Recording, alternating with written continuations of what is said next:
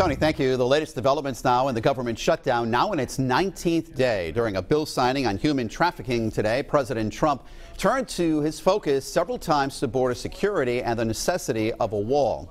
President pushed that some type of barrier is necessary to stop human trafficking, protect miles of border, and keeping out drugs and crime. Human trafficking cannot be stopped if we don't have a steel barrier or a concrete wall, something very powerful. It doesn't mean a thing if they're going to be driving women and children through sections of the border where nobody is, where you can't be because you don't have enough manpower or woman power. You don't have enough of anything.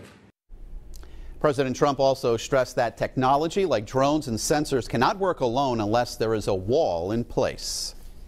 Eyewitness News analyst Lieutenant General Reginald Centracchio joins us now in studio. Did the President General articulate enough what he's talking about? Not just the physical wall is needed. I think you're right. You know, in my opinion, I think the articulation is going to be the solution to this debate. It's not a physical wall for the entire border between the United States and Mexico.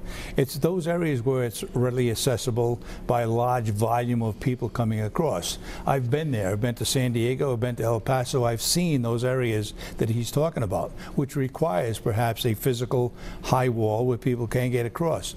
But the gaps in between are clearly doable with modern technology and troops and other Border Patrol agents. So I think the way he articulates it will be the solution to it. He's talking about drones not working either. What do you think? I don't agree with that. Drones give us a clear picture of a panorama of the area where if you see something happen, you can get assets there and resources there in time to prevent them from coming across. All right, just to give you some numbers, Customs and Border Protection detained about 52,000 people trying to cross illegally. Democrats have proposed $1.3 billion for surveillance and a fortified fence.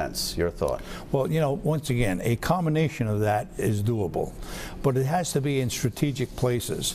You can't put a physical wall in a place where it's impenetrable to begin with, and I think that's what they're talking about. If you describe a physical wall, you have to be more specific as to where it's going to go and where you're going to have the gaps filled by not only Border Patrol but today's electronic with drones and other capability. What about the shutdown and how it's affecting the military and the Guard? Not so much in Rhode Island. Mike, I went through the one that lasted for 21 days. I was the Adjutant General at the time. It affected the military. It affected many of our federal employees too. This one doesn't yet. And I think what's going to happen is you'll eventually see small bits and pieces of other federal agencies being put into a funding criteria.